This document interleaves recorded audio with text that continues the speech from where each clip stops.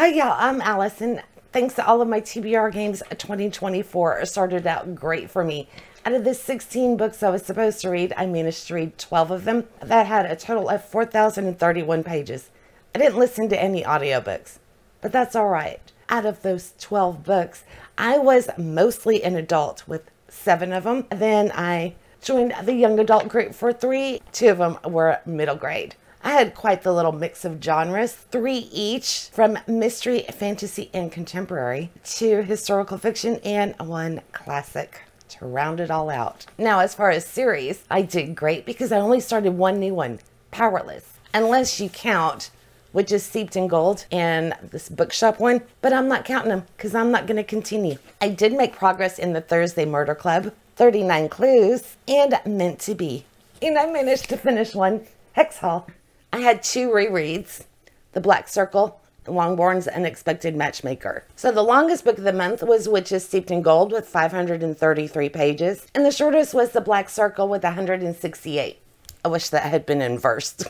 Now, I did good as far as The Wheel of Shame, well, for the most part. I had to add 4 books to it, King of Scars, Her Sister's Death, The Serpent Shadow, and Death Comes to Marlowe. But I was able to take 3 books off, The Man Who Died Twice, School Spirits, and Witches Steeped in Gold. So only added 1. Not bad. Now, January, I traveled all over the place, spending most of my time in England, where life was pretty rough. But I did see a romance bloom before I left, and hopped my way up to Scotland where there were books. Then I scuttled on over to Russia, took a detour to some fictitious magical worlds, before I came back home to America via New York, down to Mississippi, and then I traveled with a rock band all over the U.S. I had a lot of 5-star reads, The Man Who Died Twice, The Black Circle, King Lear, and then there were none, Powerless, and Kiss the Girl. Couple of 4 stars, The Seer of the Shadows, and School Spirits. 1 3-star, Longbourn's Unexpected Matchmaker, a couple of 2 stars, 2.5 for The Bookshop on the Corner, and 2 for Witches Steeped in Gold. And I even had a 1 star, Wayward. It's time for my favorite part, and that's to hand out all the rewards for the standout books of the month. I couldn't pick just 1 favorite. I've actually got 2. The Man Who Died Twice, it has got it all. A great mystery, humor. I even got a little misty-eyed. It's just... love it, even more so than Thursday Murder Club, which I absolutely adored. So, yeah. And the other one was Powerless, Lauren Roberts. This book, just every second of it, I devoured it. I enjoyed every bit of it. World building, characters, the romance, the magical system. Before I even finished reading this book, I already pre-ordered the one that's coming out in April for the side character, and the sequel that's coming out in July, and I cannot wait to get back into it. So this year, since I'm doing a double the Battle of the Books, so I'm going to do one for books I've never read before and a separate one for my rereads. I need a rereaded favor. A rereaded favor? I need a favorite from my rereads. So that is definitely The Black Circle. The Holts are in this one. In the Romanov history, I loved this book. It was so much fun. Least favorite, by far, Wayward. If it wasn't for the start and stop buddy read, I probably would have DNF'd this quite early on. All men are evil and all women are victims. That's all I gotta say. Unless you want to see more, because I did read and react. There's a whole series on this one. Favorite characters? The septuagenarians from The Man Who Died Twice. I love them. They're so distinctive from each other, endearing in their own ways. And Joyce's diary entries crack me up. So much humor in here. They're just priceless. Another one is Izzy from School Spirits. She is just precious. She's got so much spunk. She was refreshingly innocent while also able to dish out some snark. I had so much fun with her. And then Powerless has another one of my favorites. I do really like Peyton. Love her. But Kai steals it. He is my first book crush in I don't know how long. I just can't get enough of Kai. So the best couple, no surprise, will go to Peyton and Kai. The banter between them and the tension and the buildup of will they, won't they, I just ate it up. There's also Ariel and Eric. They were another slow build will they won't they couple, and they're both just so endearing. I just, Eric is just, he's up there with Kai. Not quite to Kai's level, but yeah, great couples. I love to see this type of romance. On the opposite spectrum, our most ruthless character, King Lear himself. I was quite shocked. We will just say that out of nowhere, somebody's eyeball gets gouged out and he stepped on it. Yeah, ruthless. The most enlightening would have to be the Seer of Shadows. Learned a lot about photography in this one, and I loved seeing old New York. This was set in 1872, so really enjoyed that, and it was a good ghost story as well. And another one would be the Black Circle. I loved all the Romanov history in this, going around different parts of Russia as they were hunting down the clues. I think they had to go to like 5 different locations. Absolutely loved it. Funniest characters by far, the Holts from the Black Circle. You know, they probably should belong in my favorite characters, but we're just going to leave them in the funniest because they crack me up. This is my kind of humor.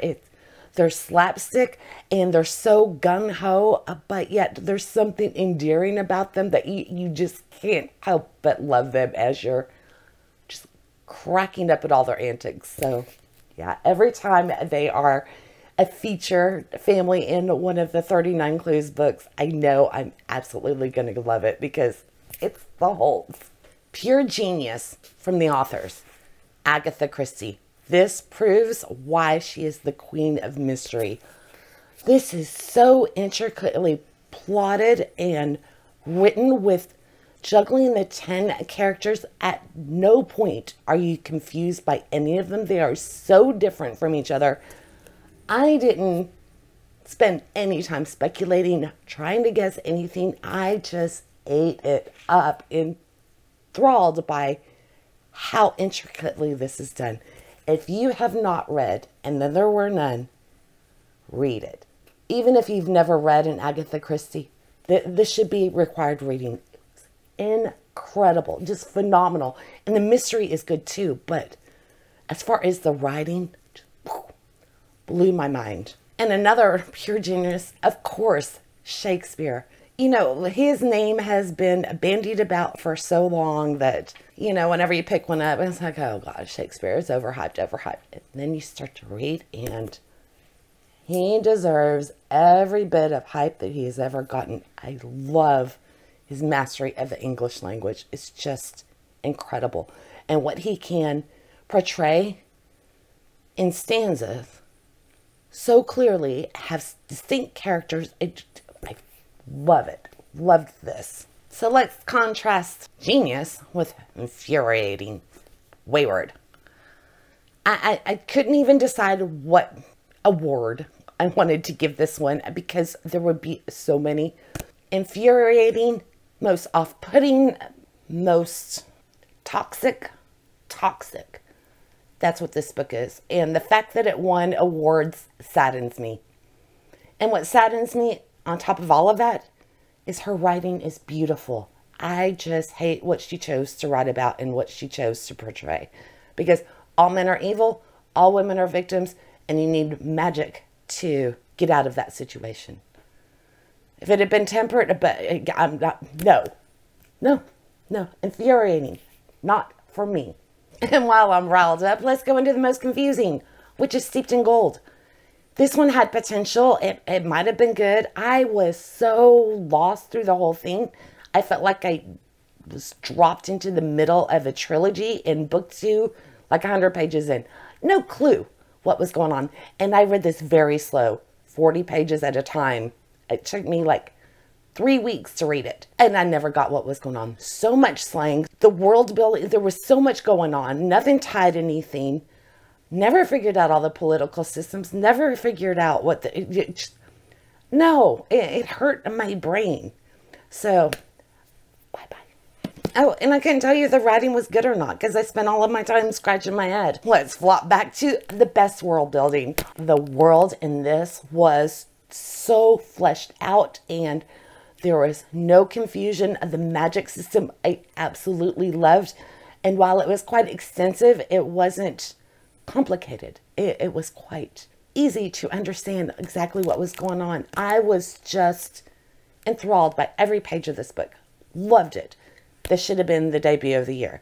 Goodreads, you dropped the ball. The most wholesome, I would have to say, school spirits. For the high school aspect of it, Izzy's innocence and her excitement to join a world that she hasn't been a part of, because she's been on a secluded farm and her whole life was about hunting supernaturals and everything. So she's plopped into a high school and she's trying to navigate the social groups and dating, and I just loved it. We also have Kiss the Girl. So despite this being a rock and roll band and they're going on tour across the US, it was so wholesome and sweet. Even if it did have cuss words in it and everything, at its core, it is so wholesome. And I absolutely loved it. So if you want like a swoon-worthy, light-hearted romance with actually quite a good backstory going on for your conflict, a will they, won't they situation, this one, it just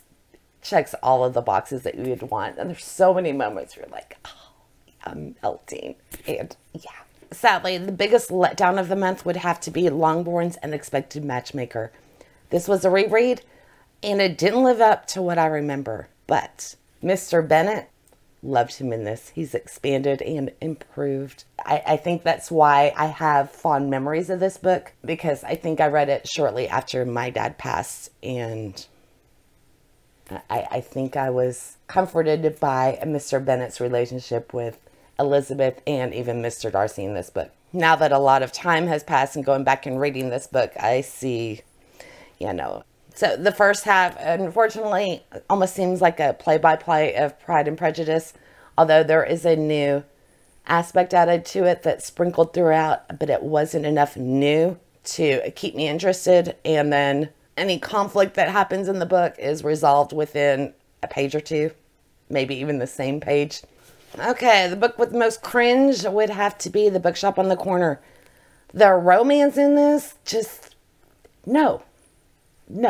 I loved the descriptions of Scotland and all of the, the environment in this was just incredible. Hearing about Scotland, it made me want to go. And it was ruined by the romance. So this was not for me. It was so cringe and it felt so forced, and I did not like it at all.